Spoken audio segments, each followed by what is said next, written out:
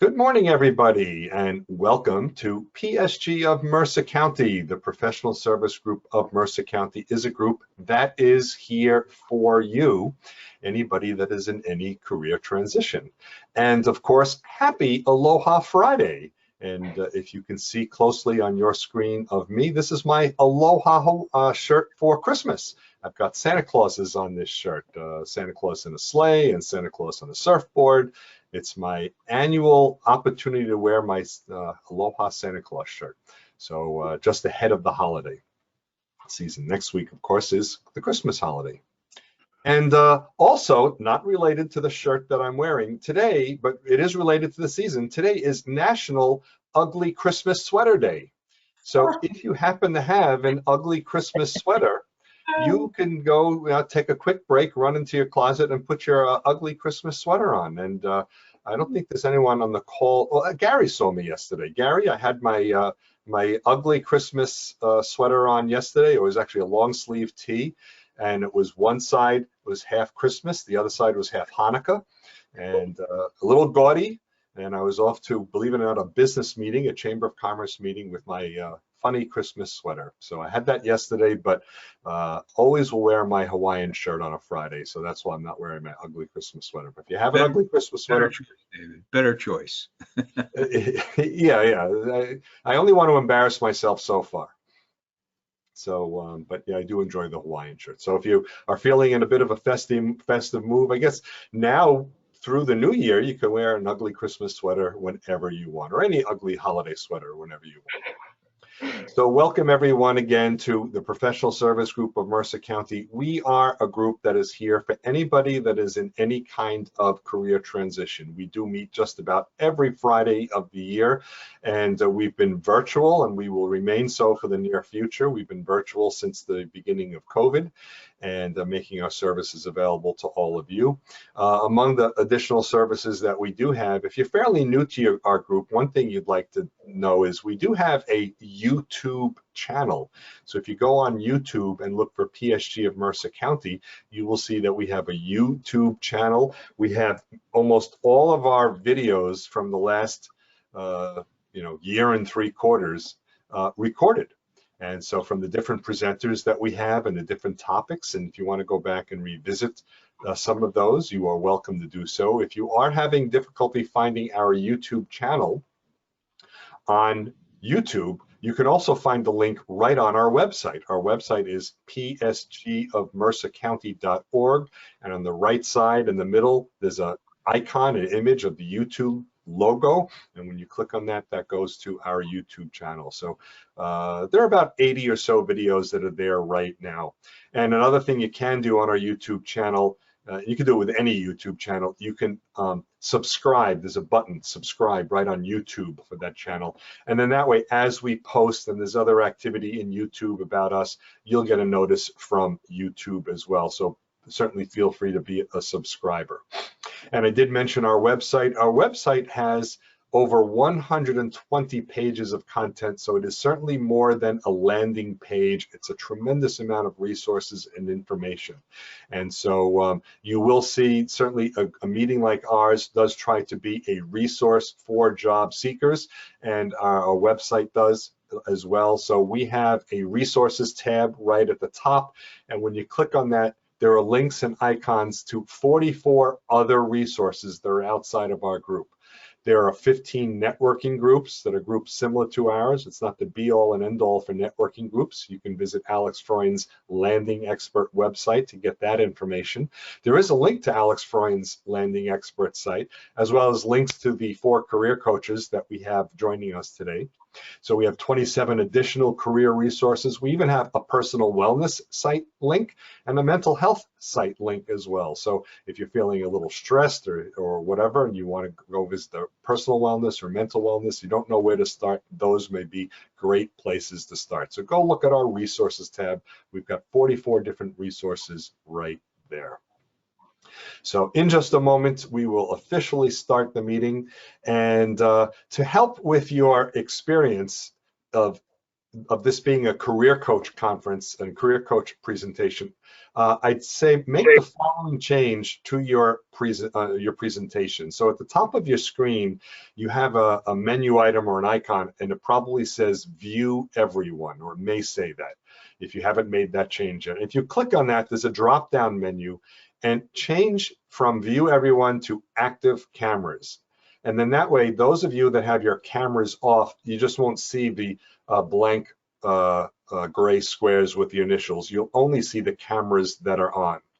For the rest of you, other than the career coaches and myself, I ask, turn your cameras off. You have a button at the bottom of your screen. It's green. It says camera.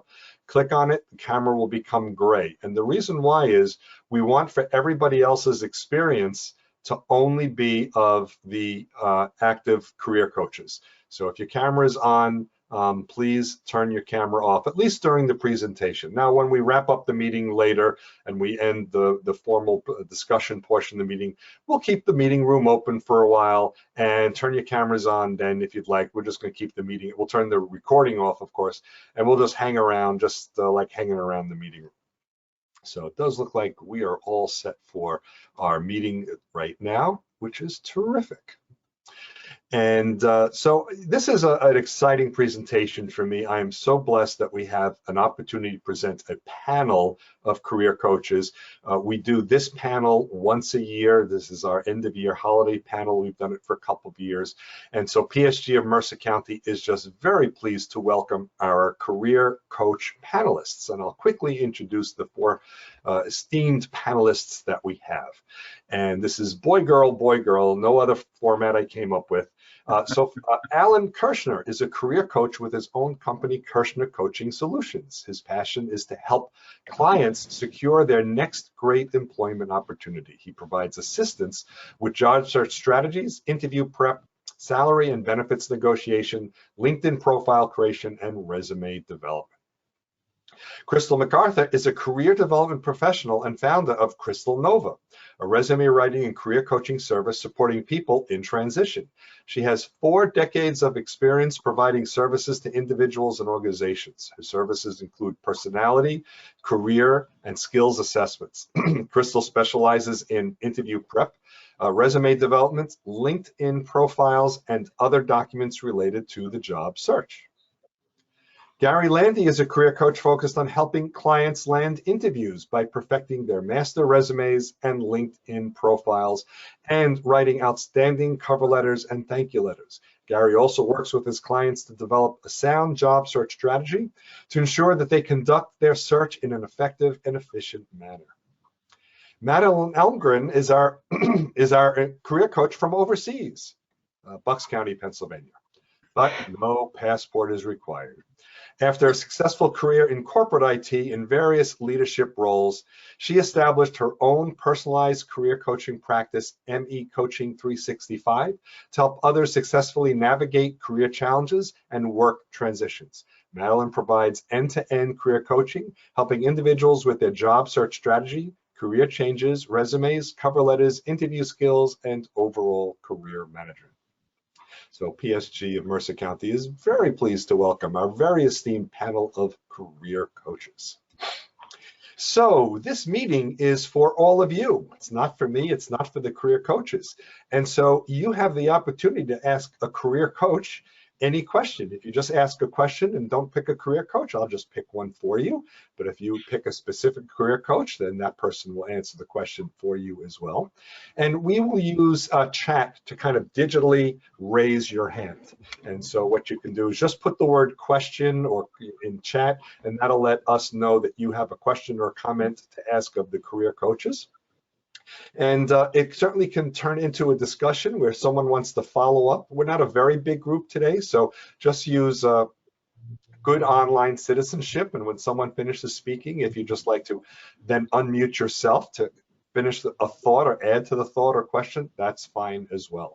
But our goal is to get to all of your questions, or at least as many as we can in the hour plus that we have today. And so right now, there are no questions yet. Oh, there is a question from Alex. Alex wants to learn about being a career coach. No, let's see, what is Alex? Oh, terrific. So Alex has a question. Many people are confused about the difference between an elevator pitch to a unique value proposition to a personal branding. Can someone shed light on these important topics and how and when to use each? So that's the elevator pitch, a value proposition, and personal branding. So does anyone want to take that, or am I going to point to somebody? I'll take that, David. We'll start with Gary. So thank you, Gary. Yes. Hi, Alex. I have to take this one because I may be the only person who ever actually found themselves standing in front of an elevator several years ago with the new president of the division that I had just joined. And it was first floor, and we were both going to the second floor. So I surely didn't have too much time. I had not met him before. I had very little time to introduce myself. And I thought conciseness and because of time, these were the important things that I had to focus on. So when I said hello and he said, "Oh, who are you?" I said, "Hi, I'm Gary Landy. I'm your new vice president of logistics.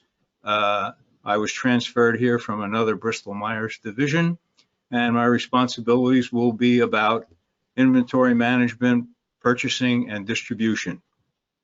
And then we hit the second floor, and then he said, "Fine, see you later." So if you ever find yourself in that position, it's good to have 2 or 3 sentences that you can recite pretty comfortably to tell the person who you are and what you do. And then if there's time, because there's more floors in the building, he or she may ask you some questions. So thank you, Gary. And how might you compare that or contrast that, though, to a value proposition or personal branding statement? You know, the elevator pitch in the elevator certainly, I guess, is a little unique. So I'm wondering if maybe I'll toss this to Chrystal, because she's the only one brave enough to wear something as fun as I'm wearing. She's got her little hat on. Good morning, all. So a branding statement, sometimes you'll find on a resume. So it could be something like, and I'm just making this up, ensuring optimal functioning for our team, for all teams, or something like that. But in essence, it gives the reader kind of an idea of why they should hire you. What is your value to the organization or the potential organization? So that's kind of a branding statement there. And then the other one, what was the other part of the question then? Oh, and value proposition, unique value proposition. Yeah. And the value proposition, sometimes that's going to be used during an interview. So you want to have these stories as to why you are the best candidate, how you can be helpful to that organization, how in the past, you have provided contributions to an organization, whether it's the bottom line, the culture, improving process. So those are value propositions. So, and there are other formats too. I hope that's helpful. Yeah, I think that is. And, hearing your discussion of that, definition of it, a lot of times my experience has been, and I'm wondering what you are counseling and coaching as coaches, a lot of people, when they answer questions, don't think about value proposition. They think about their historical accomplishments. And I'm wondering, maybe, Alan, what you've seen with your clients, coaching them between a value proposition versus an accomplishment. Yeah, thanks for that question, David. In the past, I would say people would be looking at just talking about their accomplishments, and that would be on their resume as well as during an interview. So one of the things that I really stress to my clients, and people talk about it quite often, is you need to talk about your accomplishments and how things you've done in the past will be beneficial to the company that you're going to work for. So they call them either PARs or SOARs, talking about a situation, action, and the result that came from it. So I think it's really important that, you know, an organization is looking for, what can you do for me? How can you help me? And by demonstrating with tangible stories, and it's very helpful to tell stories during an interview, that will show them what you can do for them. And that's an interesting observation. It's what you can do for them. It is a very selfish process, and I think we have to be aware that we are there to satisfy their need, and it's good that you bring that up. We have a question from Jim. Please give us the 3 most important tips for conducting a successful job search. And he has a follow-up, which I'll ask separately. So, Madeleine, I'm wondering what your 3 most important tips for a successful job search. I think I can sum it up with one word: homework. You got to do your homework. Whether you're looking for a job or you're already have jobs that you're going to interview for, you have to do your homework. And I don't mean homework as in just the company, right? You need to learn about what the company is. I always say look at mission statements, what they believe in, the culture. Obviously, look at the job description, look at it closely, and then line it up with your accomplishments, as we were talking about. You have to do your homework about everything, because when you walk in that door, you want them to know that you care enough about their company, about the position, so that you did your homework, you know what the company is looking for, you know what matters to them, right? So we're looking at not just where their headquarters are or maybe what their mission statement is, but, you know, a little more about what are they doing? Are they in the news? Are they, you know, a company that's green? Are they looking at improvements in the environment? Make sure that you do that homework and line it up with things that you yourself can bring in. Also, part of the homework has to involve having questions for them. Whenever you go to an interview, you have to be ready to ask questions at the end of it. They may ask you, they might not. And I've actually heard from individuals that at the very end, they were asked, so do you have any questions for me? And it was such a thorough interview. They said, no, not really.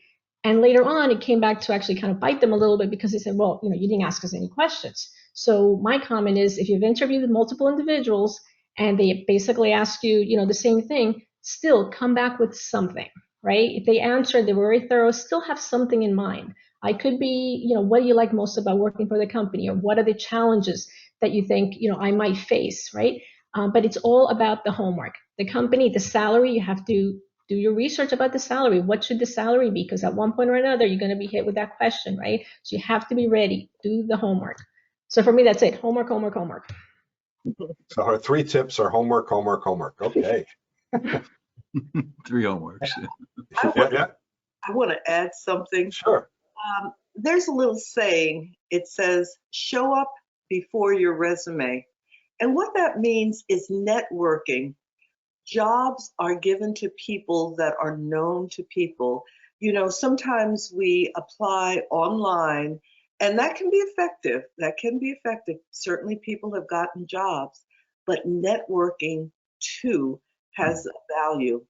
So try to find ways to connect with people in organization, connect with people on LinkedIn, find people who can lead you to the decision makers.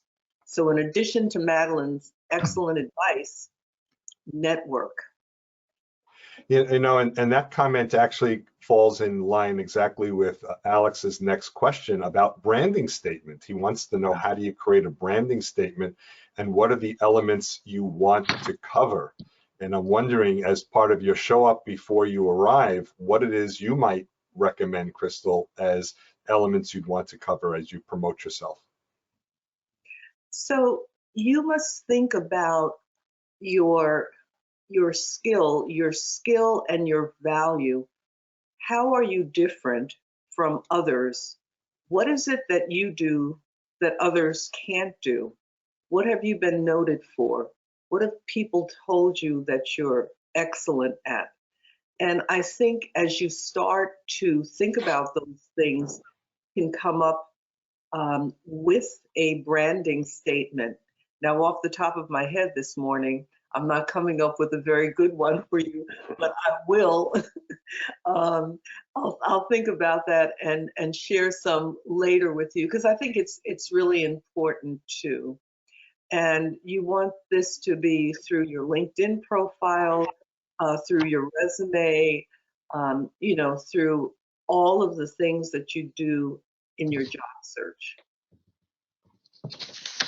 Thank you very much. And just getting back to Jim, he had a follow-up question. Can you give us your 3 most important tips for having a successful interview? So Alan, as you prepare some of your clients for interviews, what are the tips that you give them? And if it's homework, that's fine too. Great. Well, I absolutely have to give Madeleine credit for that, because you really need to be prepared going in. So I'm not one who suggests winging it. You know, the person who's most prepared, I think that's critical. So it's important to do the research, not only about the company, but find out as much as you can about the people you're interviewing with. And if you can develop chemistry with them because you learn that, you know, you were from the same college or you have a similar interest, like Joe with caving as an example, you know, that goes a long way to making the interview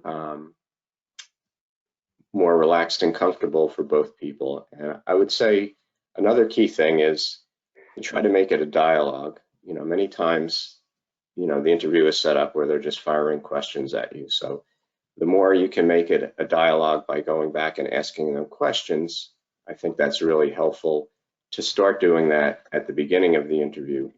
If you wait till the end and you find out information, you don't have as much time to formulate an answer to that. But if you talk to them right away and say, hey, you know, you do your elevator pitch and then you say, you know, what do you think is going to be the most challenging thing for the person who has this job? And you hear exactly where they're coming from and what they want, then you can tailor your information to that. As you start to learn more and more about what they're looking for, you can answer the questions more effectively. I think another piece of the interview process is going in with confidence. And I guess to coin Marty Latman's phrase, always be positive. You need to go in there confidently. You know, job search can be difficult and challenging, but you need to go in there very confidently because they're looking for somebody who can do the job and is confident in themselves. So I would say that that's the third of the pieces of advice. Okay, well, thank you very much. And I have to believe that just a large percentage of interviews now are being conducted virtually. I'm wondering, you know, Madeleine, how you're counseling your clients through virtual interviews, or how they should prepare or see it as a slightly different process. Okay. As far as the homework, right, I think that is the same as far as what you need to research. But there's that other aspect of now you're actually in front of the computer. It's being done virtually. So I just always, the one thing I stress the most is make sure that you're in a quiet environment that is professional. If you have to put a sheet behind you, that's fine. Just make sure you're professional. You don't want them seeing the bed behind you or the kitchen. Just treat it as if you were going to meet them in person.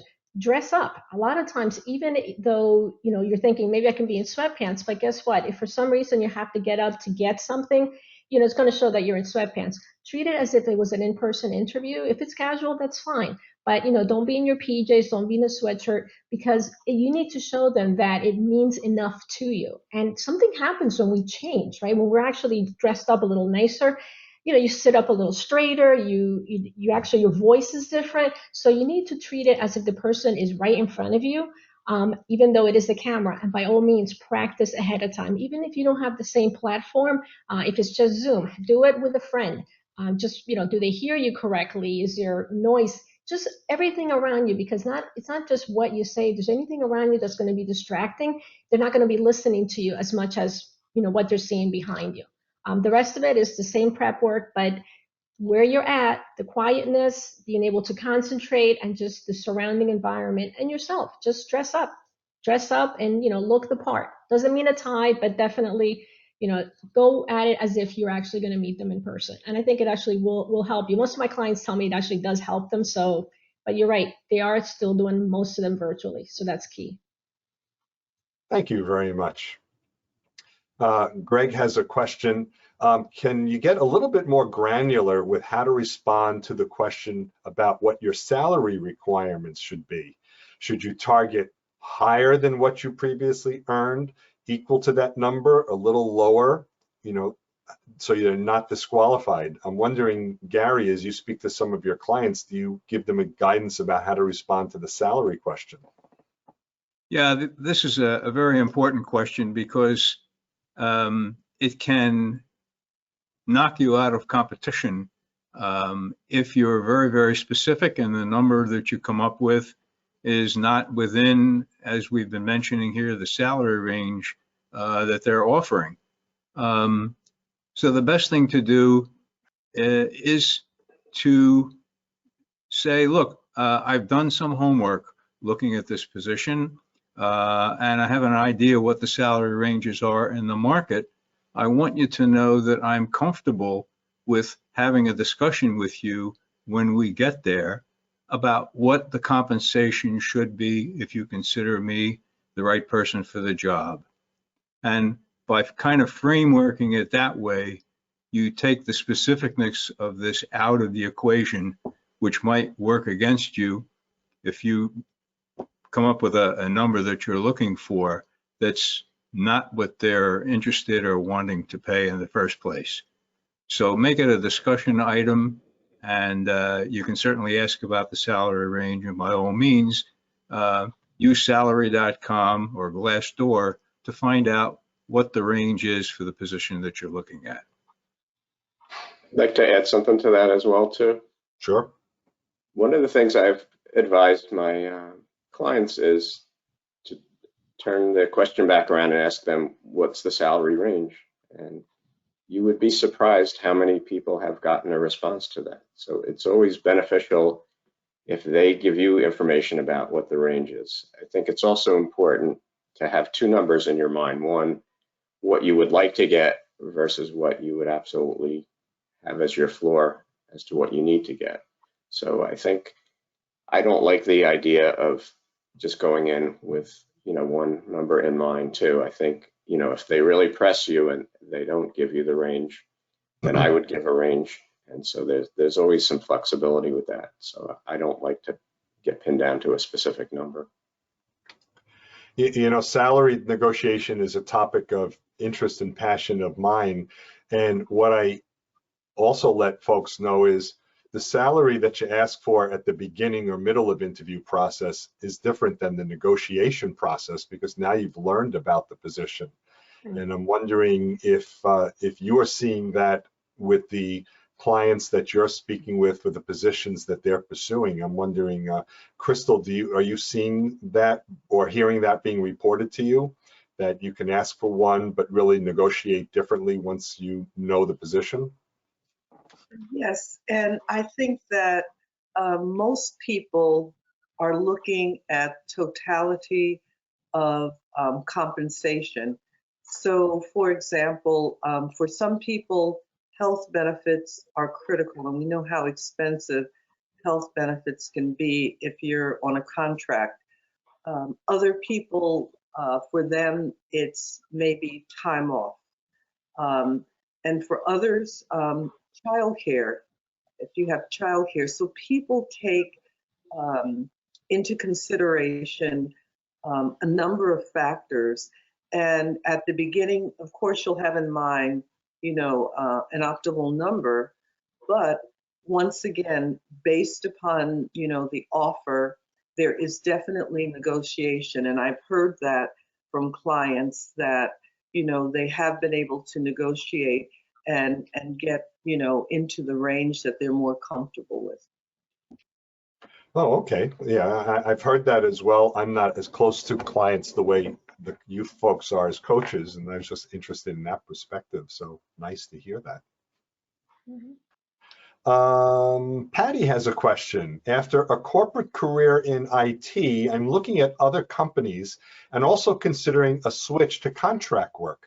How is the company research and interview prep for a contract different from full-time, if at all?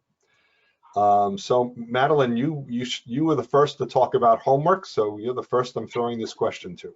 Okay. Well, in being a contractor, the homework is still the same as far as learning about the company, right? You need to know that. However, the key difference here is that because you are a contractor and they will not be paying your benefits, you have a little bit more negotiations in there, a little more, wiggle room, as you will, because of the salary, because they no longer have to pay for your benefits. So there you might actually get a higher salary. So just, keep that in mind as you're doing the research. Do the research for everything else, like I said before. But as far as that's concerned, also be ready to answer questions to them as far as why is it that you would prefer to do contract work as opposed to being, part of the company, right? I mean, it goes both ways. If you're a contractor, you're trying to get back into the corporate world, they will ask you, well, why is it you want to do this? And it's your job to convince them that this is what you want to do for the long term. The other way around, they need to understand that you're qualified and what the reasoning is behind that. But I think the homework itself is about the same. The only thing, again, is that you do have a little bit more flexibility as far as what you can ask, because contractors have been known to get more money than employees. But the reason for that is because they don't have the benefits. And part of that also, you may want to speak with your own accountant or financial professional to make sure you understand what some of the bottom line differences are going to be to you. You can also be hired by a contracting company who'll place you on contract, or you can negotiate with that client company directly. So there are lots of things that are going to be a little bit different as well. We actually did a presentation a while ago on how to work as a consultant, and you can go look for that on our YouTube channel to get more information that way. But yeah, great observations. And okay, questions are coming in just in the nick of time. How is it best to switch industries? I've been in the hospitality industry. This is from Chris. I've been in the hospitality industry my entire career, but in a corporate role, not in daily operations. I have my bachelor's degree, but how can you get by the AI/HR screening? I have a good business sense, so it's not like I'm right out of college. So I guess the basis of the question is, how is it best to switch industries? And I'm wondering, Gary, as you counsel your clients who come to you with that challenge, what are the tips that you give them? Well, the first thing that you have to think about is the strength of your transferable skills. And when you move from one industry to another, that's really pretty challenging, because the people who are applying for that position that have that industry background are, on paper, a better match, so to speak. So the way I advise people to get around this is you really have to do a very good job in customizing your resume and your cover letter to explain how your transferable skills are going to meet the requirements of the job. And then what's really, really most helpful in this situation is the power of networking. It makes a big difference in a situation like this if you have somebody that you know that's in the company that can speak about you and be a reference for you and vouch for you with the HR people and perhaps with the hiring manager. That will make the biggest difference. Thank you very much. And so remember, folks, this is your opportunity to have your opportunity to speak to some career coaches. So if you have questions, please feel free to put them in the chat so we can get your questions answered. And I'm wondering, we have 4 career coaches here. We certainly could have had more or less, but we had 4, good number, because they have different perspectives. They work a little differently. And so I'm wondering, what are some of the ways to get a benefit out of working? What's the greatest benefit out of working with a career coach as opposed to try and doing it myself? So I know, Alan, you've been a career coach for a number of years. What do you see as the benefit of working with a career coach? Why should someone consider doing so? Well, think about, whenever you need some type of service, a lot of times, you can be a do-it-yourselfer, but we don't all have skills in everything. I'm working on a project, with my house and doing painting, but, I have a certain limited knowledge and ability to paint. And there's somebody else who's an expert that does this day in and day out, so they know a lot about the area. So I think you get expertise when you work with a career coach. I think another thing is also the accountability piece of it. Sometimes, you can be very self-motivated, but it's very, it can be challenging sometimes to stay on task and not to be discouraged or, feel like you're hitting a wall. So, there's a lot of cycles in the job search, a lot of ups and downs. So I think the career coach can add a lot of value as far as the psychological aspect or the mental part of job search. That's a big component, I think, that I bring to the table when I work with my clients too. Getting them in the right and keeping them in the right frame of mind, I think, is really critical. Like I was saying before, having the confidence and being positive. So I think that's a big piece of what a career coach can do too. And like, some of what you were saying, David, with the trending, we're talking to clients on a regular basis. So we hear a lot more about the pulse of what's going on, what's working, what are salaries like, what areas are hot. So I think just by virtue of us talking about it, on a regular basis, we have information that an individual doesn't necessarily have. Sure. And even thinking, I'm a home improvement guy. I like doing a lot of home improvement projects. It does save me money, but I take much longer than when I hire a professional. And so maybe there's an advantage to working with a professional and independent who can, really help me get through my process a little bit faster. Ravi has a question. How do you best answer, why are you leaving your current employer? So Madeleine, I'm wondering, have you had to speak with clients or counsel clients through that sort of concern? Yes, actually I have, and it's usually something that I always say be prepared to answer because they're going to want to know, especially if it is a short period of time. Many times I say, it depends. If they're doing, let's say, restructuring, if the company happens to be restructuring, that's a reason. And they don't usually question that because a lot of companies restructure and you don't know where you're going to end up, or, it's just the uncertainty. A lot of times it could also be because you're looking for, a more challenging role. You've grown as far as you can within the company. I always say keep it positive. Never say anything as in, well, I was let go because, I was fired. Never, ever, ever say you were fired. Why are you looking to leave? The restructuring, they don't have the growth that I'm looking for. I really feel like I've maxed out and I really want to contribute more. If you're going to a totally different industry, maybe you want to work for a company that you feel like, it's going to, feed your soul more. I find a lot of my clients are, older as in our age range, right? And they're looking to maybe do something a little differently, maybe not necessarily get as much money for, their efforts, but know that it makes a difference, right? So they still need a good salary, but just knowing that you're making a difference, whether it's with the environment or maybe if you're, helping individuals, healthcare, whatever, right? That's another reason. You might want to say, well, I've been doing this particular role for a while, but I want to do something where I feel like it's making more of a difference, or I feel like I want to actually see the fruits of my labor. And by the way, that one is something that I always tell my clients that are going from the contract role to a company. Contractors go in, do the job, and then they leave. One of the things that my clients that are looking to go back into the corporate world is that they say, I do all this great work and I'm not there long enough to really appreciate it, right? So that's something else that you might want to say. Hope I answered the question there. Yeah, it sounds like you gave a lot of, options or things to consider. Ravi, she asked if the question's answered. I'm wondering if you have, if she satisfied your answer or if you have a follow-up for that. If you want to unmute and answer, that's fine. If not, we'll just move on. Yeah, thank you, Madeleine. Appreciate that. My question is specific to, let's say, if I'm working in the company for a long time, 10 plus years. Mm-hmm. So well, I'm getting stumbled when asked in the interview.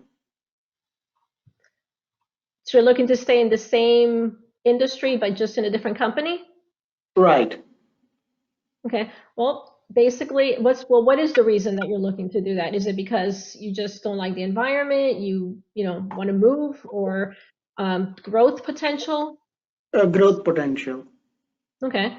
You could definitely cite that, but be careful. Don't say, don't use money as the growth potential. Growth as in being able to learn more. You want to grow your career.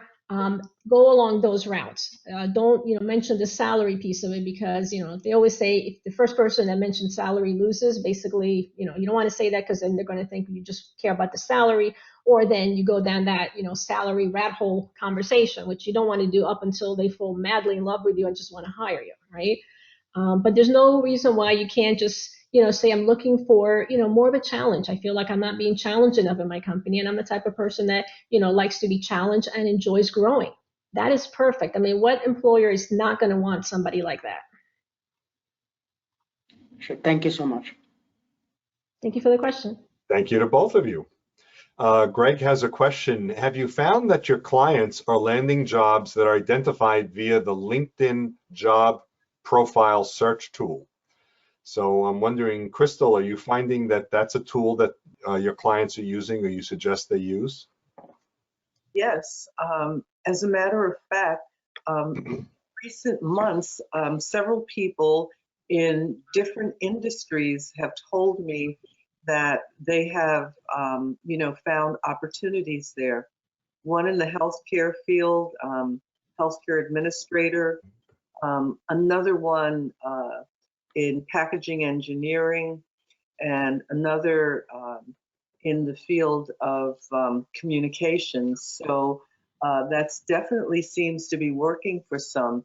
It seems like recruiters also are reaching out to people based on their profiles on LinkedIn. So that's something that you want to have up to date and nicely branded, as we talked about before.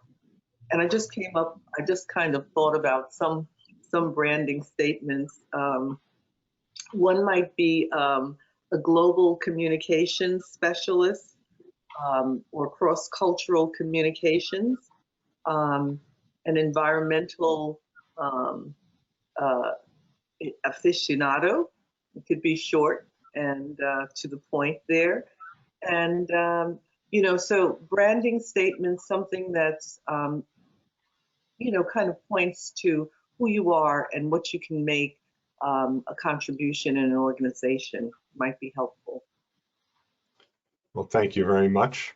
And then thinking about, the LinkedIn job profile search tool, there must be a number of good tools that are out there. And even though we know and strongly recommend network, maybe just finding positions and then networking your way in. I'm wondering, Gary, are there other tools that you have found are good places for people to at least initially find positions?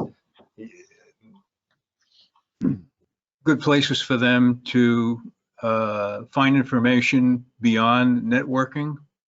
Yeah, or maybe even as a start of the process, they find online a position, but they use networking to get their way to get more information. But even before they network, if they just want to look for positions or part of their homework process. Sorry, I'm disconnecting a distracting telephone call. Okay. Yeah, there are other job search tools for finding positions. That just occurred to me to ask. Yeah, everybody probably has used and knows Career Builder, ZipRecruiter, and Indeed.com.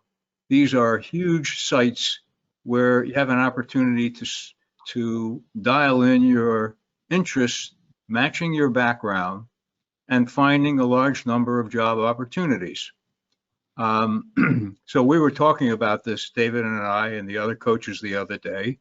And I said, one of the things that I want to do is recommend a place to go where you can find the most opportunities.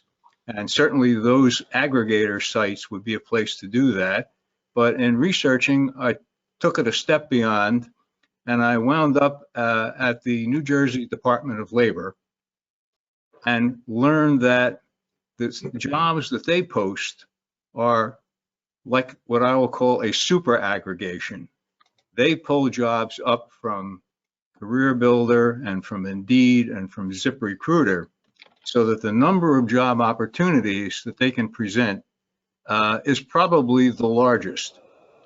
And I like this for everyone to look at because it gives you an opportunity to see what cross-section of opportunities there are in the market.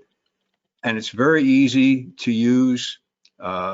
You use sortation to pull up, for an example, in your field, what the jobs were that are posted most recently versus older, and you're certainly not going to pay attention to the ones that are older. But I was surprised in my case, since I was a supply chain management person with strong purchasing background, that if I put in purchasing on this site and I narrowed it down to a 25-mile radius, there were literally hundreds and hundreds and hundreds of jobs to look at and to choose from. And what I like about all of this is it gives you a feeling of what the breadth and scope is of your background versus the opportunities that are in the market, and gives you a better sense of how to organize your job search and target what it is you're looking for. So that site, David, I gave to you in an email if you want to post it in the notes section here for people to do, or I'll do it myself if you like.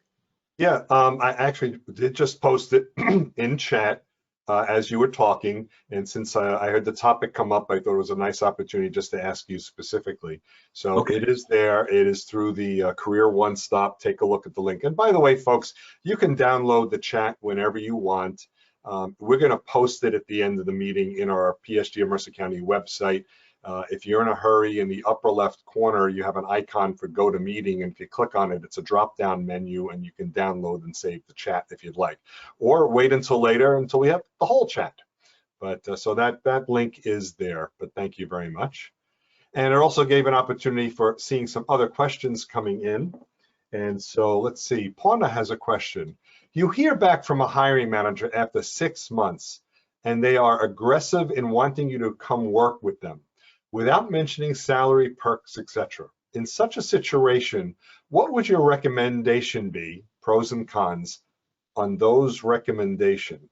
I'm not sure how that sums up, but I guess on that scenario might be best. So, Alan, I'm wondering, what's your observation of Pauna's question after she's hearing back after 6 months that someone is aggressively wanting her to work for them? I would need a little bit more information. Is it a smaller company, a bigger company? Typically you're going to get some type of formal offer. So I wouldn't accept a position without getting something in writing. So I'm not sure about the aggressive, if they're anxious to get somebody on board, I mean, that's a good thing from the perspective of that gives you more negotiating room, if they really want you and there really is a need there. So a lot of times with the job search, the timing is such that it can take weeks, to hear back. But if they're really at this point in a situation where they need somebody right away, that's a good thing. But you certainly need to get more information. You don't want to accept a position without getting something formal in writing so that everybody is on the same page and you know exactly where you're at. So, and Pauna, is there more to your scenario in this question that you want to speak about? They haven't. It's a big company. It's one of the larger Fortune 500 companies. It was a small company that was merged in or bought by the big company, and it just comes as a surprise that the hiring manager is very aggressive in wanting to hire, wanting me to be on board ASAP without giving any other details about the salary or perks, and I thought that was a bit unusual. But when I heard about you folks being here, I was like, let me ask you guys, what do you think in such situation? Yeah, I would say it's probably unusual. The fact that they want you is one thing, but if it's a bigger company, there needs to be a process where there's an HR person involved, and that there needs to be some level of formality. So you can certainly go back to them and say, I'm very interested in the role. I'd like to, get a formal offer from you to understand exactly, what the compensation is, the salary, and all those things. So I look forward to hearing back from you on that. Thank you. I thought so too. It's good to know that I'm also on the same line. Thank you. You're welcome. And also what comes to mind, since it's been 6 months, make sure the job spec hasn't changed. Maybe there's more demand or less demand. So yeah, to Alan's observation, you want to learn a bit more. Also, is it also a good time to ask them what happened within that 6 months time frame? Did someone else get hired and did they leave, or what was the situation around it, or is that considered as not asking questions? I think that there's a bit of a risk involved in doing that, because it may be something that they don't want you to know about, or when you start, you'll find out about. So, it could be all kinds of different reasons. It may be, they had a freeze on where they couldn't fill the position, they were too busy, maybe somebody started and they didn't work out. So they're not necessarily going to give full disclosure as far as that goes. And, the past is the past at this point, from my perspective. So it's really the going forward. So I personally wouldn't ask that question. Okay. So that brings up a follow-up, David, if that's okay. If Sure. the past is the past, how come the recruiters and the hiring managers and the HRs all ask about your past of why you want to leave a company?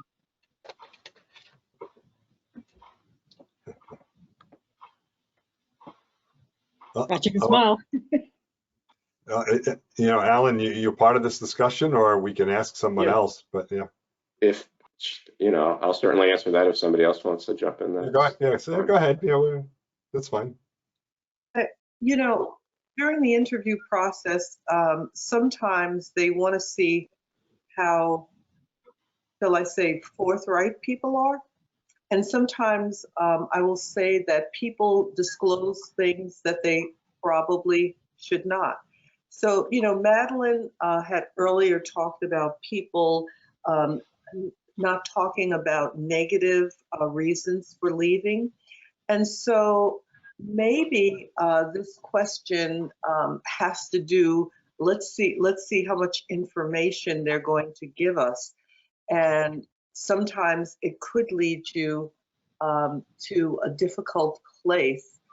So I think that, once again, try to be positive in all of your answers as you move through this process there.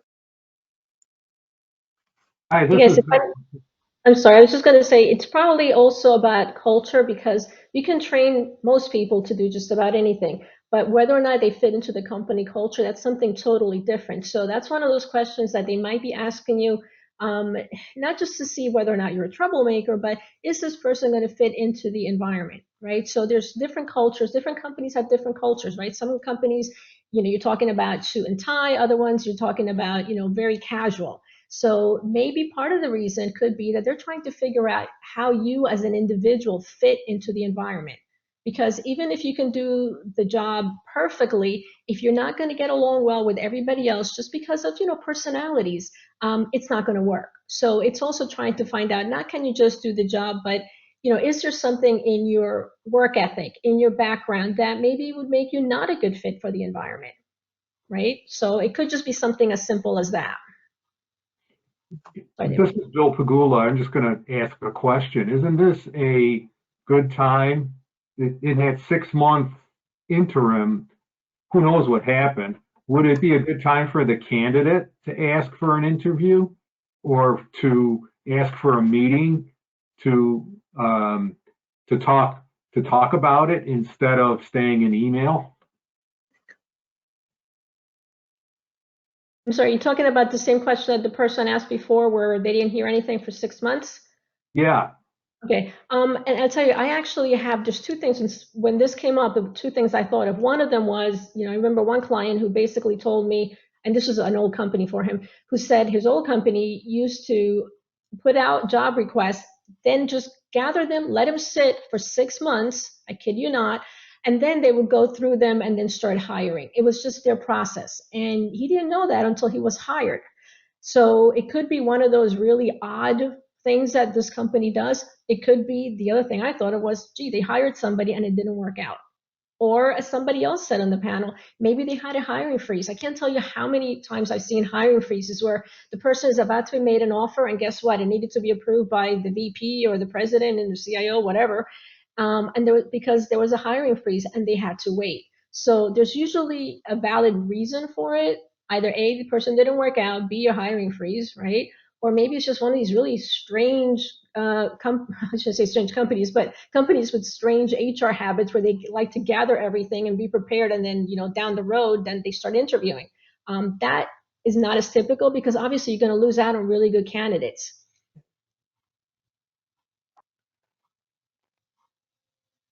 Wow, thank you. Good discussion. So, Pawn, I hope that was helpful. Yes, it was. Thank you so much. You're very welcome. Okay, Alex has a question. Most people come to the job search and interview and bringing their past. However, companies nowadays are looking for the future. For example, in IT, cloud computing, big data analytics, encryption, cybersecurity, virtual reality, and the like. How does a candidate catapult their past into the company's future? And this actually reminds me to something you said even just a little while ago, Gary, so maybe we can reiterate that.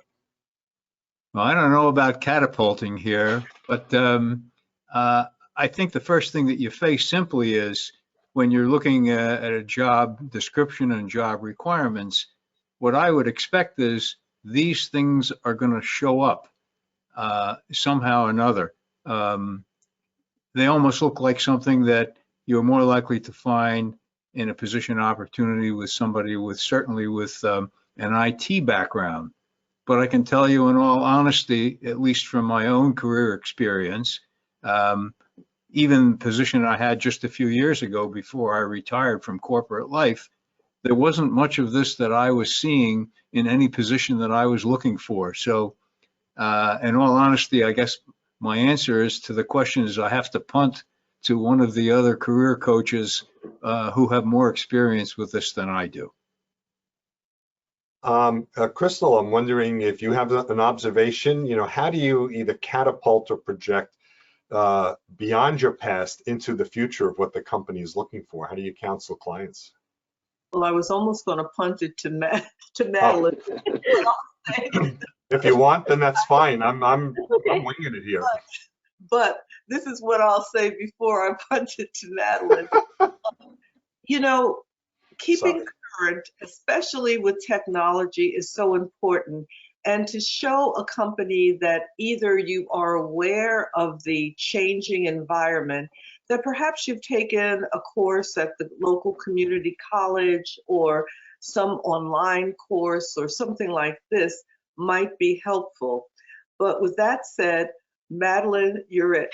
Okay, so Madeleine's on special teams. Can she recover the punt? Okay. This is perfect, though. Chrystal, what you said is actually great, because that is the route that I would be going. And I know individuals that have done that, right? I have a friend who basically was in IT, but she was unemployed for a while, and she knew that she wanted to continue. So she went out of her way to figure out the industry she wanted to be in, and then getting certified in those courses. Now, obviously, there is a cost associated with it, and you don't have to go all out or go back to school in 3 years, 4 years. But there are many courses out there that you can take online or community college, but something that shows them that you are certified. And then on the resume, they can put in certifications and include it. Perhaps you never had the hands-on work experience, but it shows that you have the background. And that is going to be key for them to know that, hey, you're aware that this is the now, this is the future. And even though you didn't have that working knowledge before, they might even not even notice that when they're looking at the resume and realize that, oh, here it is, they're certified in this, they're certified in that, right? It's important that you do show them that you're aware of what the requirement is now and that you went out of your way to get that qualification. And by the way, if there are individuals, because I recently just had a meeting with somebody from a company that's looking to hire in the, I think I forget what they call it. They're hiring individuals that were out of work for a while, right? Return to work programs. Different companies call it something else. It could be, moms who stayed at home to take care of the kids, or, husbands stay at home. So anybody, right? You stayed at home to take care of a loved one, and they're trying to go back to work, especially in IT. It's more difficult in those fields, science fields, technology, because, technology doesn't wait for you. And there are companies that are actually investing in individuals by saying, okay, whatever reason you were out of a job for a while, you had the degree, you had the experience. We'll rehire you, we'll train you, and they have a job there for you. So there are other paths other besides just, hey, go out, get certification and try your best. If it is a technical field, there are companies, whether it's pharma or, technology, and I could name, one of each, they have programs to bring people back in. And guess what? It's not just if you've been out of work for a year. Some of them, it's if you've been out of work for at least 2 years, we'll take the time to invest time and money. And at the end, if you're happy with us and we're happy with you, there's a job with benefits and they pay you as they're training you. So again, get the training, put it on your resume. If you've been out for a long period of time, look in one of those programs. Just to make sure that you go back to the field that you want and get paid what you deserve. I just want to add too that recently I came across the terminology of, instead of internship, a returnship. So these That's are it. people that are returned to the marketplace. So maybe you can investigate a little bit more about that. Right. It was returnship. This particular company called it that. Oh, Thank you. returnship. Okay. Yep. And certainly in our job market now, which is generally considered good, companies are going to be much more open, I would suspect, to bringing people in that are good, solid employees and just need to be tweaked on the specifications of this particular role. So it sounds like this is a good opportunity for anyone thinking of some sort of career transition. And initially, I was also thinking of, I think Gary mentioned earlier about transferable skills. What are the things about how you work rather than what you specifically know? And take that with you as well and highlight those as well. That, I have to believe, would also be helpful. Right. Vance has a question. Some resumes have a table of skills or experiences at the top. Others have no table and just go directly to professional experience. Is there a preference in today's market? And I assume the question is about resume format.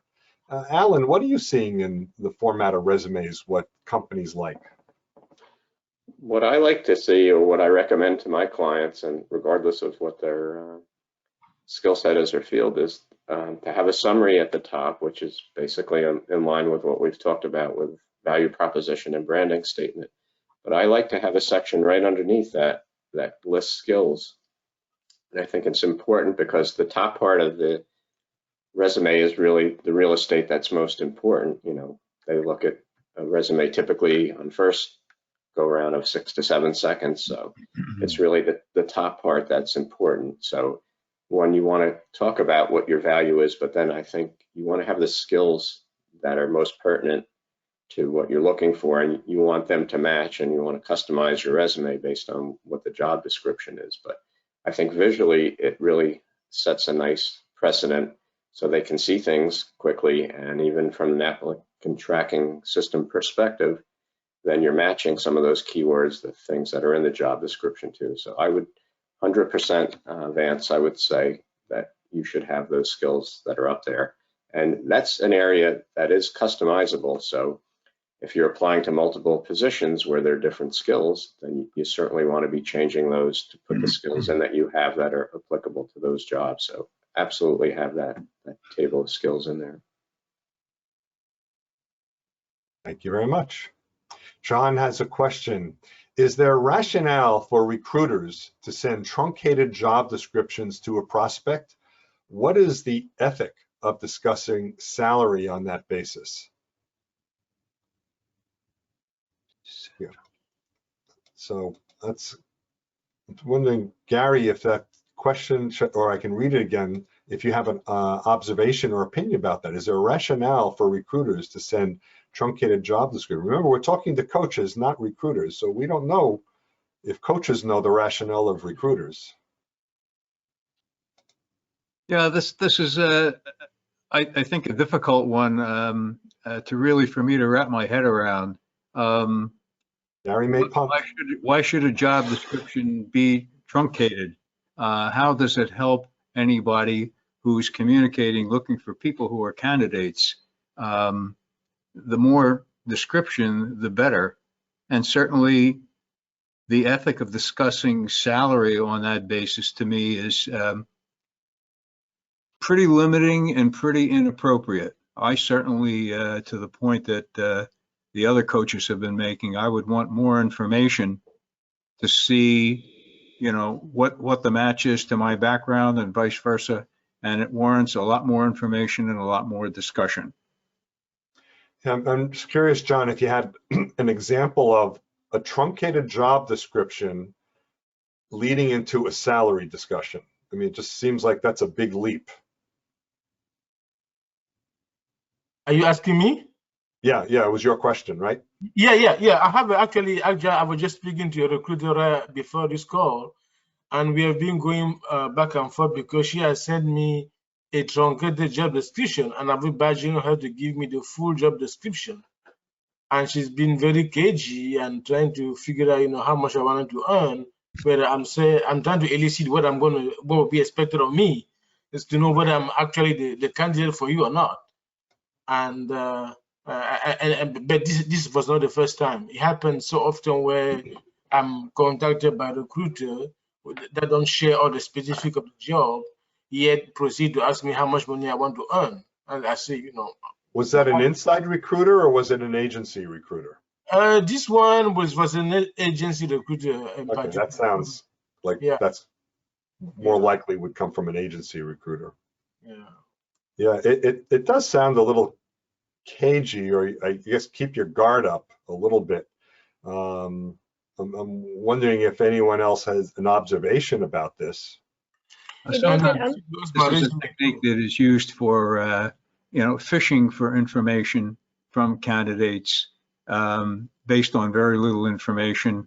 And sometimes I get the feeling that there may not actually be a current solid job opening or job opportunity behind that. And that's something else you have to guard against. So when you respond to this, basically you're asking a lot of questions for more information. And you're doing that before you give a lot of your own personal information. If the person you're talking to isn't willing to give you that, then they're just on a fishing expedition as far as I'm concerned. I wanted to point out that you might also want to check to make sure that the recruiter is actually a real authentic recruiter, right? That they're not just out on a fishing expedition. There is a reason why recruiters are not going to probably give you the full job description. They can't include the name of the company most of the time, right? So if they include things in the description that's going to let you know who the company is, then you can just turn around, go right to the company. If you go directly to a company and apply for a role that a recruiter's trying to fill and the company hires you, well, who's to say that you went to the recruiter first, right? The recruiter gets paid by placing you in the role. If you go directly to the company, the recruiter does not get paid. So a lot of times what they'll do is they'll take a resume and they'll stamp on their name, their company name, recruiting company name, right? Like, I don't know, Delta Computing or Delta Recruiters. I'm just making that up. And then submit the resume. So you may be getting a truncated description because they don't want to, give away who the client is, right? Because that means they'll potentially lose you as a client and then they will not get paid. But again, you need to make sure that the recruiter is somebody that's valid. Do a little bit of research on them before you give them information, because it could be phishing. It could just be that, they're kind of new and, they're trying to make sure that you don't realize who the company is so that you don't go elsewhere or, go on your own and then they lose out on getting paid, because they get paid by the company for bringing you in. Just be careful either way. Yep, certainly be careful in a situation where they don't give you a lot of information. Yeah, John? No, thank you. Well, you're welcome. Jim has a question. When you see a job posted on a job board, how could you be sure that the job is an quote unquote actual job to be filled versus a quote unquote phony job or a job that is no longer available? I'm wondering if there's some clues in the language. I'm wondering if any of you have seen that. Maybe Chrystal, do you have any opinion about how you could tell a real job from a phony job? So I wanted to ask Jim a little bit more. Has this happened to him, or what is your experience, Jim? You can unmute Jim if you'd like.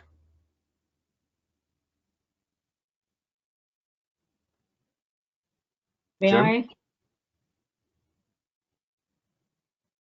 Jim, did you have a follow-up? Have you found that this is a situation that you've encountered a lot? I'm not sure. Right, not me. He must have stepped away. I'm sorry, Pauna, you had a similar observation? Yes, I did. May I answer that one? What I have seen is I have received recruiters who have reached out to me for opportunities.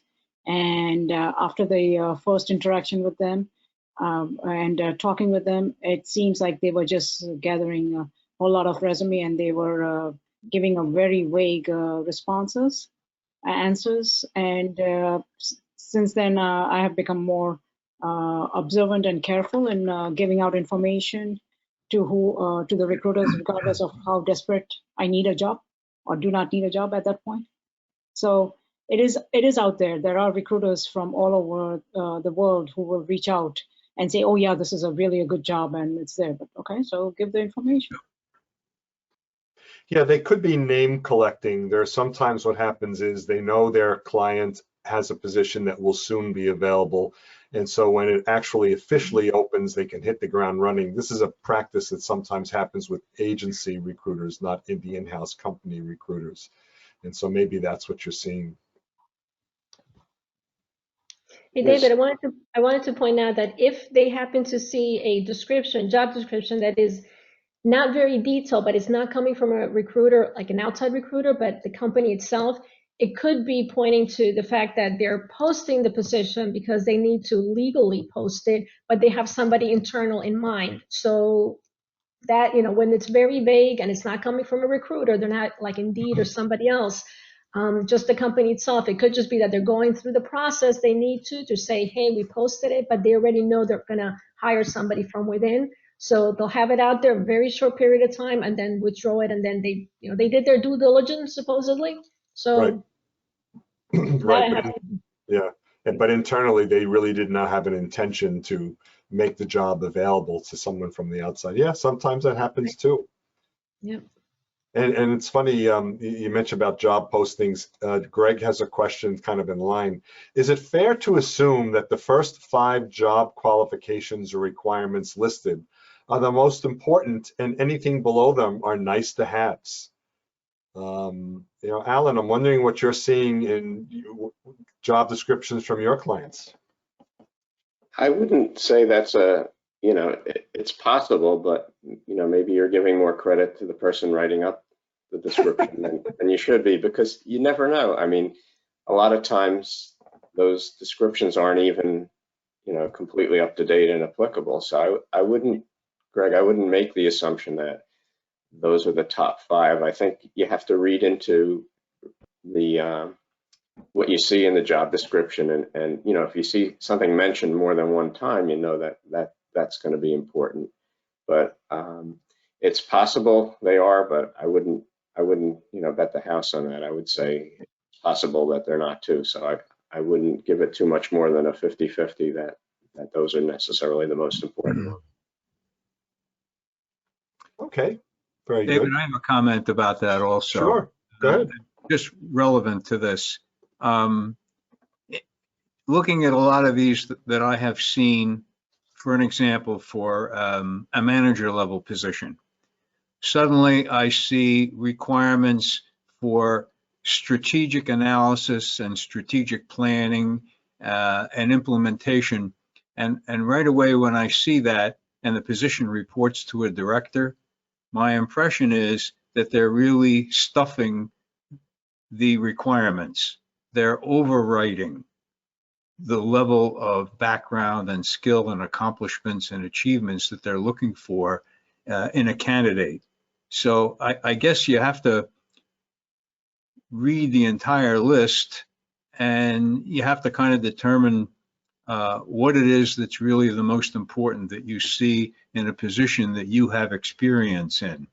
And don't be discouraged if you see a number of things in a list of duties and responsibilities that you yourself don't have the background in. This is something that I have run into with a lot of clients, where they'll tell me I'm really interested in this position, but I'm only a 6 out of 10 or 7 out of 10. Don't worry about that. If you see that you've got the good industry background and the experience, and you're 6 or 7, if I can put it that way, out of 10, absolutely go for it, because the chances are many of the other people who are applying don't have some of those higher skills that they're looking for. As I say, because my impression is a lot of these requirements are overwritten. They're trying to find somebody who's beyond perfect that really doesn't exist. And I would think that's also the importance of having a good value proposition, because if you're on the 6 or 7 and certainly a qualified candidate, maybe your value proposition really seals the deal for getting that interview. I'm wondering what your thought is, Gary. Yeah, absolutely. That's where you're batting from strength. And that's the thing I think that will separate you from the competition. Okay, thank you very much. There is a question from Marek. And let's see. At age 50, with 18 years in one company, multimedia, commercial photography, video, how to transition to different company or industry, taking small steps? Part-time job, project-based? What is the best way to get to know the company environment offering help with the skills? How do I ask for collaboration to get to know each other? Marek, if you're still on the call, maybe if you can clarify that, because I want to make sure we're clear on what you're asking. So Sure. are you looking, your preference is to do it in small steps? Yes, that's my preference. So I'm looking for something safe to just transition, not quit the job right away. Just find out how's the other company, how we gonna work together, how we gonna collaborate. Is it environment is just gonna work for both of us, for myself and for them?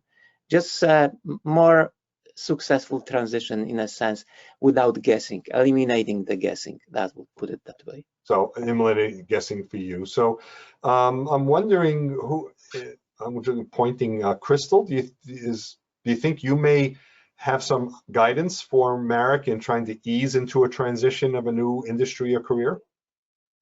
I want to punt to somebody else. I'm not quite sure. Okay, first one to raise his or her hand. I'll give it a try. I have a question. And I think for anybody who answers this, can you elaborate a little bit on whether or not the company you're looking to transition to is a company that you're already in conversation with, you have a relationship with them, they know that you're interested, so you're a known entity, or are you just referring to, somebody that you haven't reached out to yet? Because that's a huge difference. No, I haven't reached out to anybody. I'm just like, in a sense, looking for like for me, like a good next step to just like go for it. Okay. Nothing specific. I didn't do anything. I didn't make a plan that I need like for 2 months, within 3 months or so. I'm just looking for like the best way to just like make such a transition. Now, do you know what you want to transition to? Do you know exactly, I mean, it sounds like you want to do something completely different. Do you know what that new thing is, what that new role is? That's why I'm thinking about if the part-time or based or project-based collaboration would open any opportunities to just change the industry totally. So I have no specifics like to staying in the same industry or just, open for something different. What I'm hearing a little bit is you're trying to figure out what your next career should be, not that you have a specific idea or interest. And, maybe you'd want to speak with someone like a life coach, or if any of the coaches here, the career coaches, offer that as a service as well. Someone who can kind of talk through some of your interests so you can begin to target the industry. I'm wondering, what do you say to someone as a hiring manager? I'm interested in finding out a little about your industry. I want to work for you part-time, but I may not stick around. That's kind of the mindset you have. And I'm wondering, how successful can someone be? How do you coach someone who doesn't quite know where their next career is?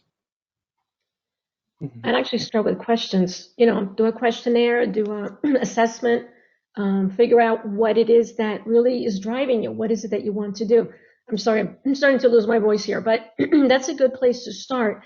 And there are a lot of links out there, like the Department of Labor has a lot of information that it collects. So if you're not sure what career, but you think you might want to do something in, let's say, healthcare or IT, or maybe just, administration, you can actually go out there and search on what different roles are, and it gives you an idea of what's required for the role, what kind of training you need, the salary, what you expect as far as, do you need to travel, things of that nature. So first thing I would say is definitely talk to somebody, but find out what is it that you really want to do. It sounds like you really don't know. You're kind of like up in the air. You want something different, but you don't know what. So maybe take an assessment, do some questionnaires, do the research. We have, I'm looking down at my desk here because I had it written down.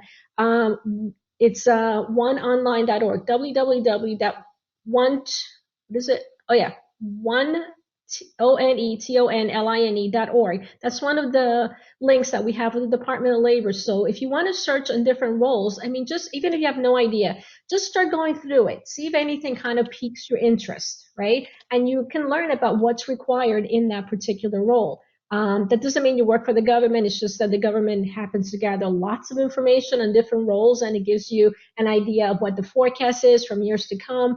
But before you even do that, you need to talk to somebody or start, filling out a questionnaire, doing assessments, just to try and figure out what is it that you really want to do, because you're kind of putting the cart before the horse, right? You need to first figure out what type of path you want to take. It doesn't mean like, I want to be a doctor. Okay. You don't know what exactly, right? Like you want to be a dentist, you want to be, an eye doctor, right? You need to kind of zero in a little bit more on what it is that drives you. What is it that you want to do, right? And then once you know what it is, and depending on does you have to go to school for it, then you could just take, side jobs until you get through the requirements that you need to pursue this next career. But first, you really need to figure out what is it that you want to do. So, you're kind of jumping a little bit too far ahead. Do a little bit of soul searching, figure that out first, talk to someone, and then you could very easily put, a plan. I'm a very visual person, so I always like when I'm working with clients that are trying to change careers, I put everything in a spreadsheet. These are your transferable skills. This is what you want. And then you have a path. You can just do a little flow chart of what do you need to get from point A to point B. I myself like to work backwards, meaning this is the end result that I want. How do I get there, right? So, again, goes back to, you have to do your homework, but figure out what it is you want to do first, and then you can figure out, what the stopgap is between jobs so you can get there. Chrystal, I'm wondering if there are some personality or career assessments that you're aware of, or.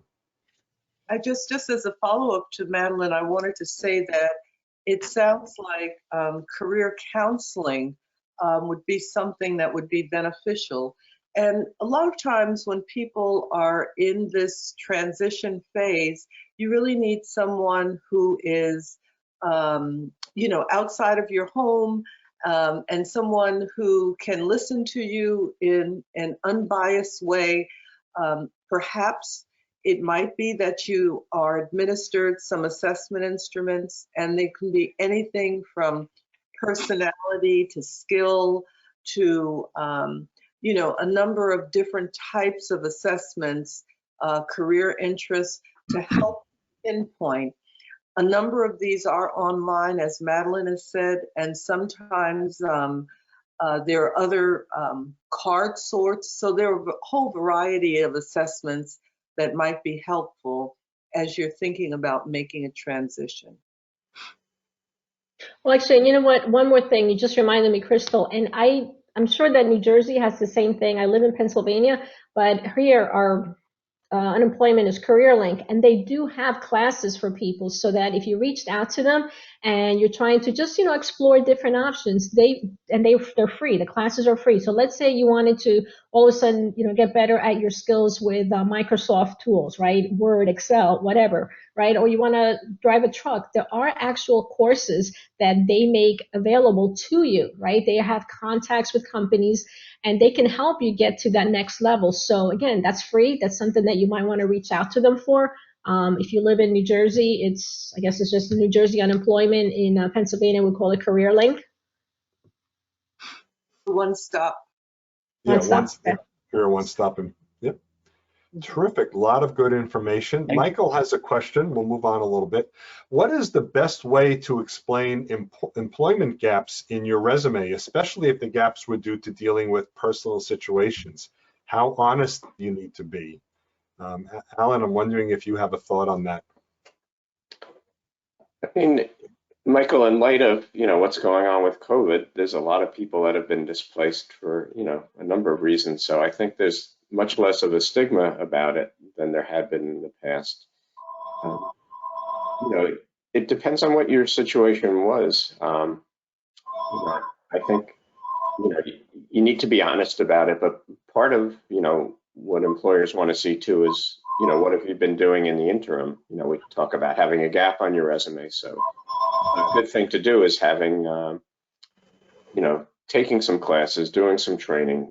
You can do a lot of things online. So it's good, or doing volunteer work, and you can do volunteer work online as well too. So it's good to show if you haven't been working and, you've had responsibility for having the kids at home or having to, help a family member that's been ill. I mean, those are, there's really no stigma related to that. So I think, you can be honest about that, but also just to show what else you're doing with your time, to show that you're trying to keep your skills as up to date as possible, or you're trying to learn new skills. So I think it's a combination of both of those two. And I just want to add to what Alan said. You must, however, consider what you're saying to the employer. So you don't want to reveal anything that could eliminate you. For example, I'm just making this up. Let's say that you had a divorce and you went into a deep depression. Well, you don't want to go into all those details. You might just, as Alan said, we had family situations that I needed to attend to. They're resolved now. And, I'm available for work and would like this opportunity, or something like that. So, and I've had a client that had mental health, very significant mental health issues. Well, you don't want to say that you were, hospitalized for mental health issues, because that could raise red flags, even though they're not supposed to discriminate against people with disabilities. But so think about the way that you want to respond to the question there. Thank you both. I hope that was helpful for Michael. Sean has a question. How do you address job descriptions when the posting refers to soft skills then hard skills, when that hard skills would be needed? I'm sorry, I'm having a hard time reading this, John. Maybe just quickly unmute. How do you address descriptions, I guess, when the soft skills are posted, but the hard skills are more important? Yes, so I look at the same, let's say a director of compliance role. Some organizations go way deep, they have like 3 or 4 page description of what they want. And some other organization for the same role have like half a paragraph or a paragraph. And that the paragraph does not really speak to the full scale of the skill that will be needed at that level. And I'm wondering, like, one, how do you tailor your resume, or two, or should you ever consider such opportunity? So Gary, I'm wondering, as you read a job description that's talking specifically about soft skills, not as much about hard skills, how do you still tailor that resume? Yeah, as it happens by coincidence, I worked with somebody recently who had just such a situation. It came to a personal interview where the background that the person had was a very, very good match, but the substance of the conversation during the interview was that the person had to show and prove that they were a team player. Okay, now if you're getting that and you're interested in the position, then you have to be ready with some stories and some examples proving that you've got good organization sense and you know how to work with people and support the people around you. And that will get you to the next step if that's your goal.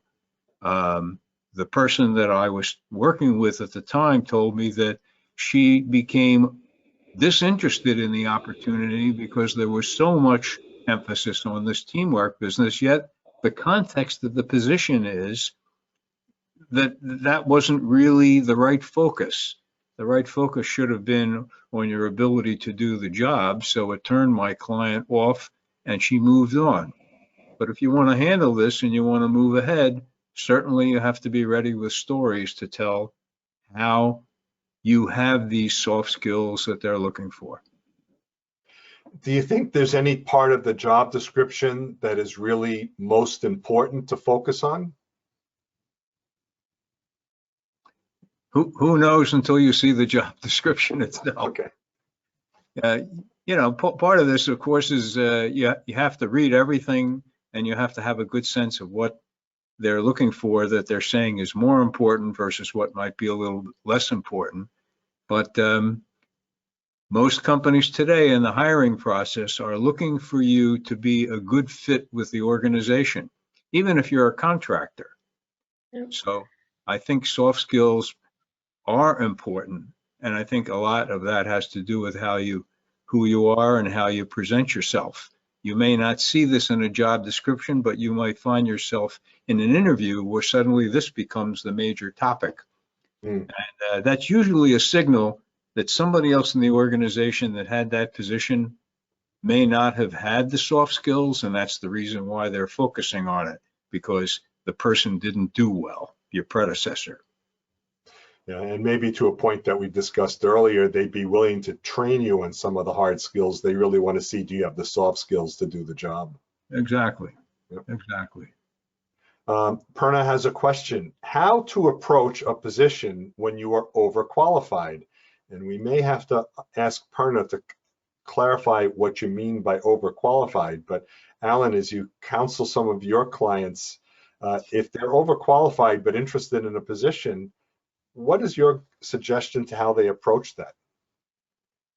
Yeah, that's, what do you mean by overqualified? You know, usually that's a kind of a buzzword that an employer uses to say that you make more money than the job, you know, entails that they're looking for. So, you know, if you think about it from the perspective of, hey, if I can get somebody who's got even more skill than what I need, then, you know, that would be a good thing. You know, the flip side of that could be that you would get bored also. So I guess overqualified, it's a little bit ambiguous as far as what that means. You know, what does that mean to you, Perna, versus what does that mean to the employer? Absolutely, and let's see if I can get a little more detail into, say, when you're at a corporate level and then you have a global policy implemented to your 100 sites, and then you are applying for a position to do a computer validation, which is a lower end of the job. So your resume speak on a corporate level experience where you have implemented to about 100 sites the policy, and now you're doing a computer validation. That means you're writing protocol and you're following the procedure that's already implemented. So you're clearly say you have done some work, something that I was doing in 1998 time frame. That's something that I need to do that. And with the current market, it's very difficult to, once you are out of job, it's very difficult to get back into the job market. So you try everything, cold calls, your network, and all other places. And I'm in a situation right now and trying very hard to convince them that, yes, I can do the job. So it's a challenging, even changing a field. I'm an auditor also. I'm a computer validation specialist, I'm author.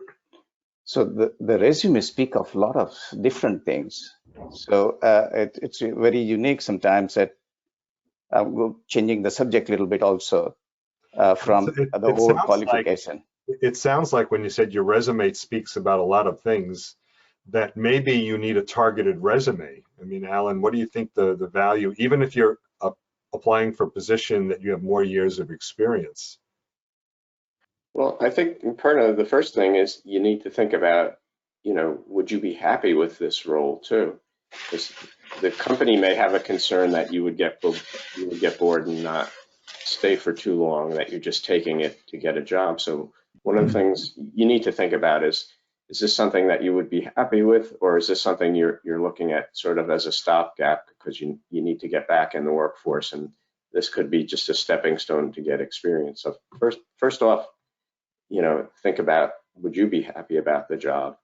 And then if you are, then you need to convince them of why you would be a good fit for that. Obviously, you can do the job, that's not an issue, but it's a matter of fit. And Madeleine was talking before about culture and things like that. So that's part of fit, but part of the fit too is that it's the right job for you. So that would be the first thing I would think about.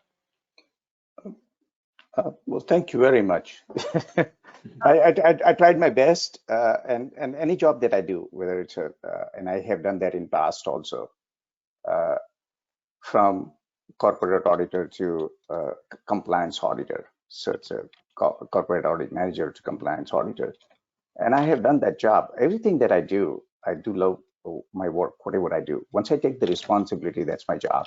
But it's very difficult to give your personality to the other end, because that doubt is in their mind, and it's very difficult to cross that bridge and say, I am ready, and my resume speak on that I have not quit a job in 6 months. So every job that I took has a longer history. Well, that's something, when you get to the point of an interview where that's good to bring up, if they have some reservations about, would you be willing to stay, and you can explain what your track record has been to, and the fact that you've had a lot of diversity. I think that's a benefit too, because these days, we have to be flexible and pivot. So the fact you could move from one thing to another is a benefit. I was on a call the other day where they were talking about somebody had worked for the same company for 25 years. And, when a lot of us started out, that was our goal. We wanted to stay with the company for a long time. Now the tables have kind of turned. So if you've worked for, 6 different companies in your career, that's looked at as being better and more marketable. So the fact that you can show that you have diversity, that you've worked in different organizations, you've done different roles, I think that can be a positive. Again, they may have the concern that if it looks like it's a much lower level than what you had before, if you're going from a vice president down to a financial analyst, and that looks like too much of a gap, as far as going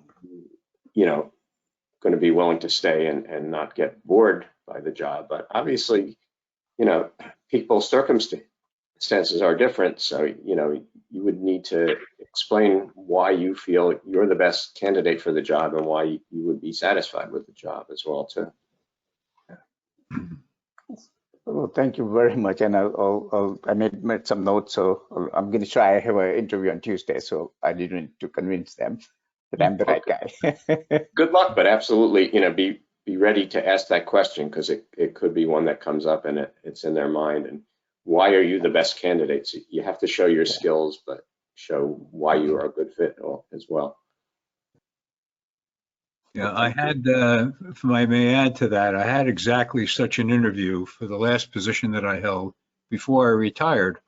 And because I was so senior, I knew that I wasn't easily going to get a position at the level that I had held 5, 10, or 15 years before. I was talking to someone about a position as a manager when I had already been a senior director and a vice president. And of course, this was a search consultant.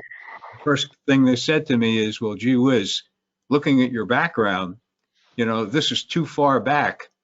Aren't you going to be just jumping into this job to stay in it for a short period of time until you find something better?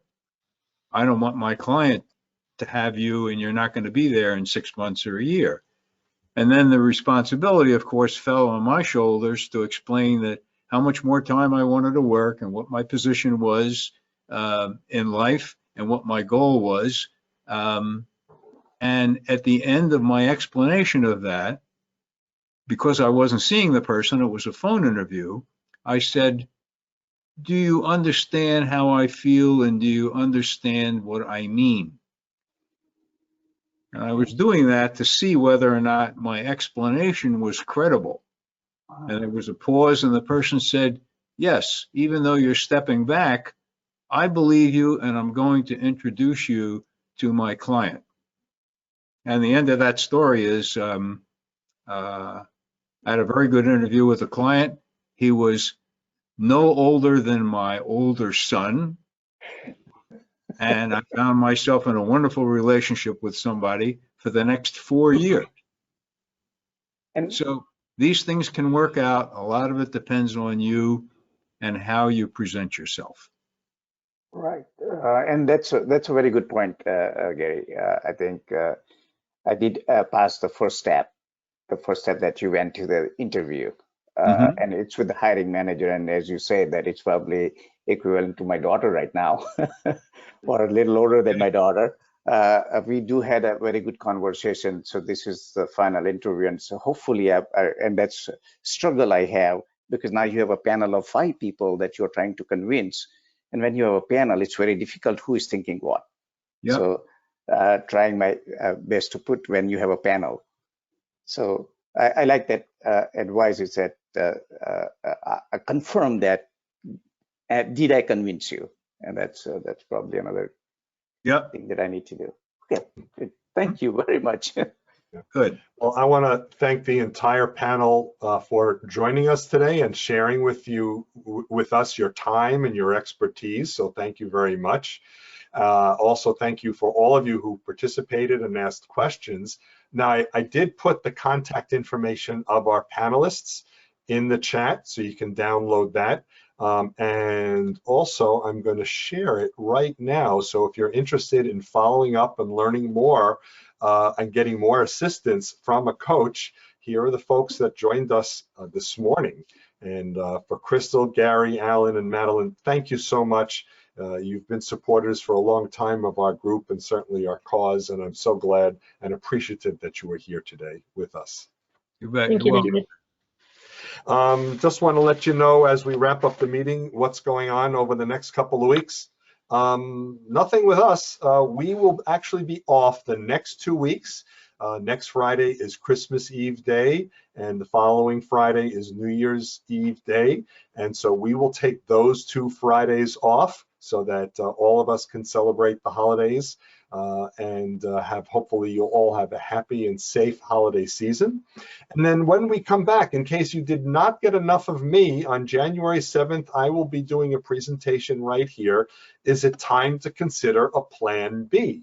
And basically what we talk about is, if what you've been doing really hasn't been working for you, maybe there are other things that you can do. And we kind of call that a plan B, but really it's just a version of your job search. Other groups are continuing to meet. Tomorrow morning, the Career Support Group will meet at 8:30 in the morning, and that's careersupportgroup.org, careersupportgroup.org. Valerie S. Williams will be presenting Advocates, what people say about you when you're not in the room. So she will be talking about working with others who can be advocates for you. And also, New Jersey job seekers will meet virtually on Tuesday evening at 7:30. I will post the connection info in the LinkedIn group. So please, if you're not yet a member of our LinkedIn group, feel free to, or I encourage you to please be a part of it. And our cousin organizations, PSG of Central New Jersey, meets on Mondays, psgcnj.org, psgcnj.biz, psgcnj.biz, and also our cousin organization, PSG of Morris County, meets on Wednesday mornings at 9:30, psgmc.org, psgmc.org. So that is our meeting for the day, for the year. So we are wrapping up the formality of our meeting. In just a moment, I will end the recording, but we're going to hang around the meeting room a little bit. We can talk about whatever you want. For any of the coaches that are hanging around with us, you're welcome to. And then for the rest of us, if you want to tug on the coach's ear for a little bit more info, please do so. Or we can just talk about more of anything else we want to before we start our weekend. So for everybody, do want to wish you a very happy and healthy new year. Happy holiday season. Hope you have a very enjoyable holiday. And until we get to see you again next year, I'll simply say bye, everybody.